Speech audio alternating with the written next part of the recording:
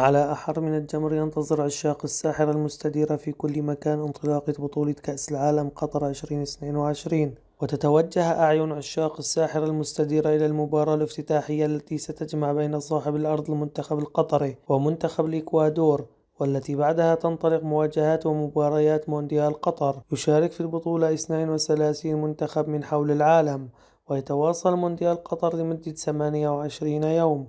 ستقام مباراة قطر والإكوادور يوم الأحد الموافق ل20 نوفمبر 2022 في تمام الساعة 7 مساء بتوقيت مكة وقطر، والساعة 6 بتوقيت القاهرة، والساعة 8 بتوقيت الإمارات، وفي الساعة 5 بتوقيت المغرب العربي.